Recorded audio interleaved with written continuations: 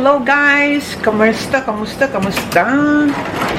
Katapos ko lang gumawa po ako ng banana bread.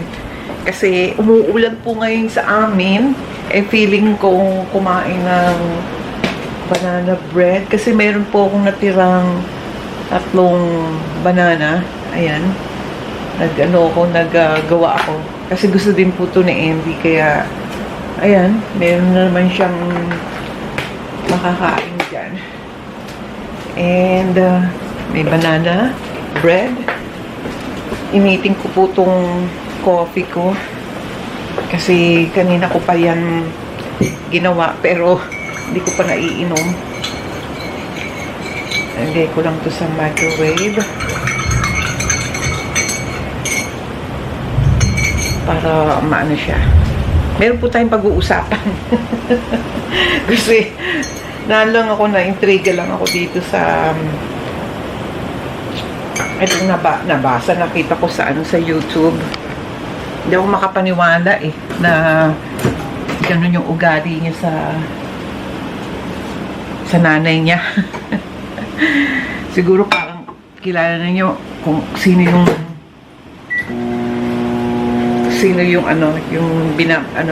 yung ibabanggit ko sa inyo. Siya po yung, di ba yung nanalo? Carlos Yulo ba yun? Yeah. Ang lakas ng ulan namin, Diyos ko. Rinig ko yung buhos ng ulan. And, kumulog pa. Yun mo si Balo. Ayan. Dapat nga guys, lalabas ako, punta ako ng shed. Lalagay ko kasi itong box at saka yung computer chair ko sa shed. Kaso biglang umulan. Lakas ng ulan, kumukulog pa. Tapos ayun si Dude na dudoon. Ayun. Yun. Ay nako, lagay ko kayo dyan na. Lagay ko kayo dyan sa tripod. Yan, tumunog na yung coffee ko. At least nakakadali lang guys. Grabe, lakas ng ulan. Narinig ba nyo? Parang faucet. Yung biglang bish, yung gano'n. Anyway guys, pasensya na kung kakain ako ng banana bread tapos inom ako ng coffee. Habang nag-uusap tayo. Kasi yung napanood ko sa YouTube channel. Lagi ako ngayon nanonood ng YouTube channel. Bayaan nyo guys, yung sa isa ko pang channel, yung nag-video reaction ako kay Maymang Intrata. Gagawan ko po yun ng content. Kasi alam ko, marami na rin pong nakakamiss doon sa YouTube channel ko. Isa kong YouTube channel. So, abangan din po nyo ako doon. Anyway guys, kasi yung gusto kong i-discuss or pag-usapan natin, yung Carlos Yulo, yung parang ewan ko, ang ko na lang is makakarma yan Bakit kamo? Kasi hindi mo dapat hindi naman maltrato, hindi mo dapat kinakalaban ang magulang mo. Okay? Hindi dapat. Dahil ba sa pera? Dahil kinukuha ng nanay mo yung pera mo? Alam niyo yung mga ganyan.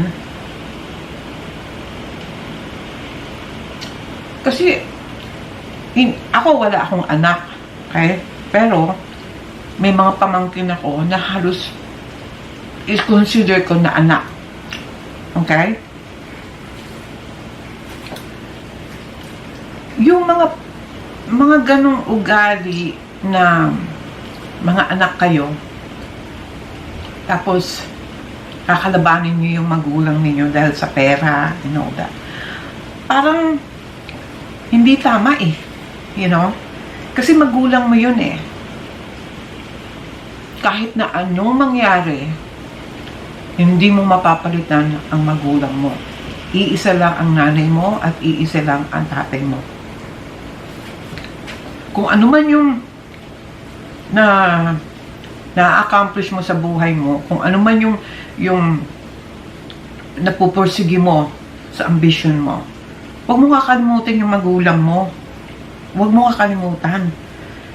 Kasi, alam ko maraming nagsasabi na sa mga anak, lalo na yung mga anak na mga nagko-complain na sana hindi mo na lang ako nilabasan, yan, bababa. Alam mo, may dahilan yun eh. Everything has a reason. Okay?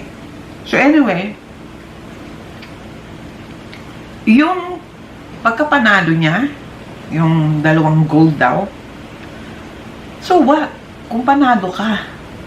Pero yung magulang mo, huwag mong kakalimutan. Huwag mong...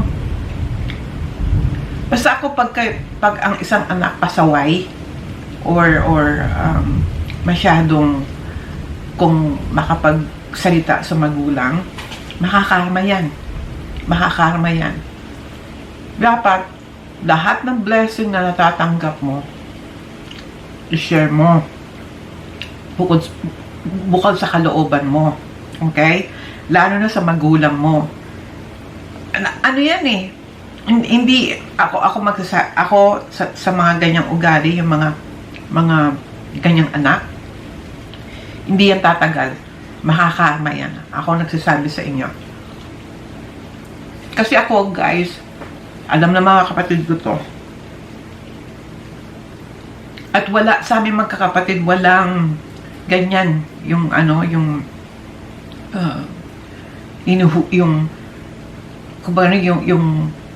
dahil sa pera, yung mga ganyan.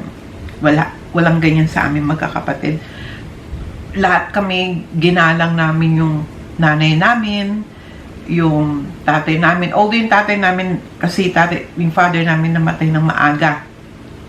Kaya nung namatay ng maaga, siyempre, nakafocus kami sa mother namin.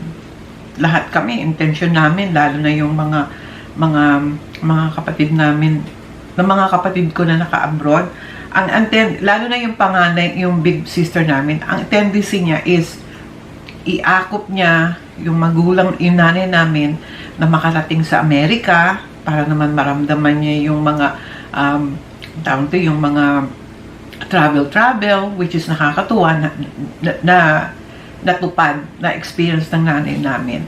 Nakabakasyon nga din yan mother ko sa akin eh. And sabi ko nga, sige, ako sasagot ng pamasahe, magbakasyon lang siya sa akin ng dalawang linggo. Naku, yun, in 2 weeks na yun, believe me guys, napakasaya, ang saya-saya.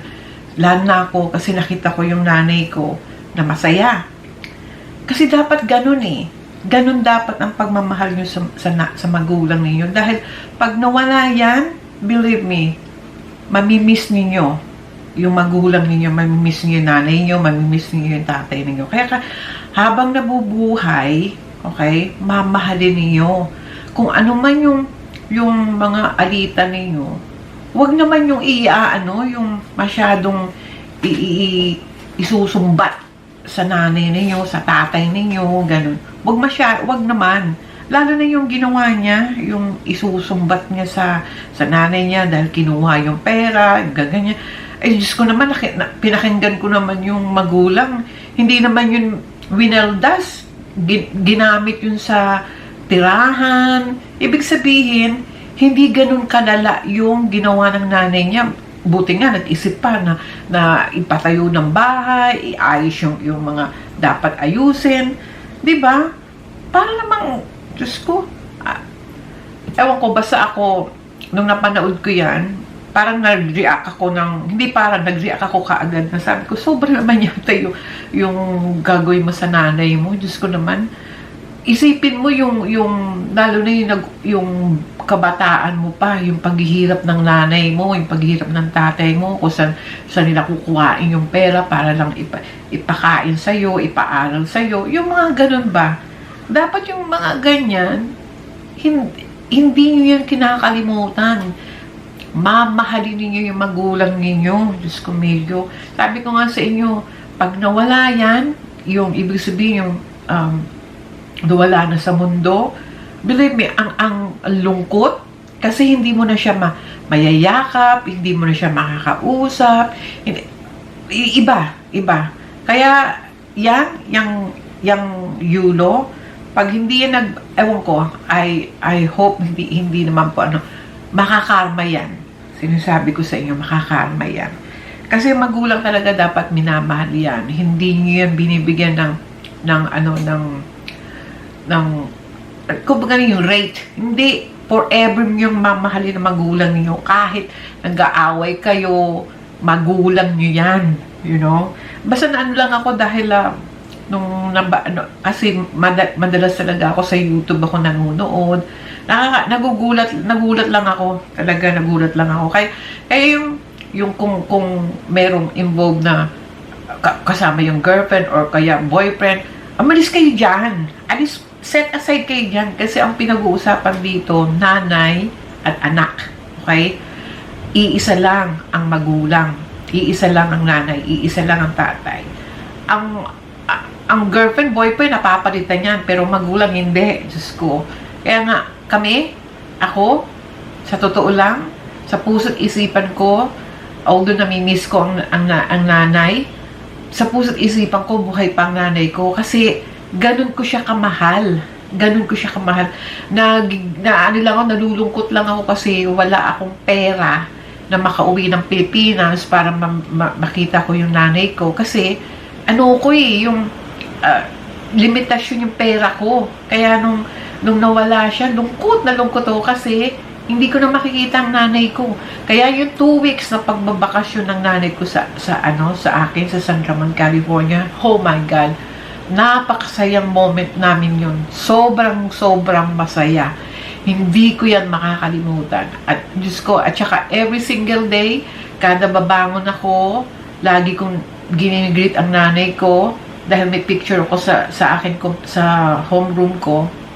Lagi yan. Lagi ko yan ginigreet. Good morning, Nay. Magandang ang gising ko. Salamat, buhay ako. Yung ganun. Normal sa akin na mahalin ko ang nanay ko. Although, wala na siya. Pero, ganun pa rin. Ando doon yung pagmamahal ko sa nanay ko. At ganun din yung mga kapatid namin. Ganun namin kamahal. Kaya yung yulo, baguhin mo. Hindi ka, alam ko, nakatanggap ka ng 2 goals. Pero, mo yung goals kung ang nanay mo naman, hindi mo binibigyan ng importansya. Makakarma ka. Sinasabi ko sa'yo, makakarma ka. Mali. Mahalin ninyo ang magulang ninyo. That's all.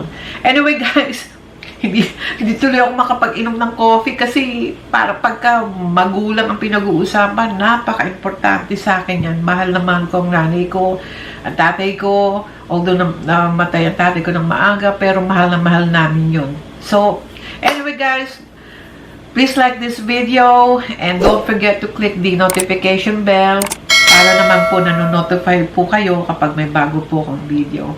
Anyway guys, mahalin nyo pang magulang ninyo hanggat buhay, okay? Love you! Thank you guys for watching. Please subscribe to my channel. Goodbye. Love you all.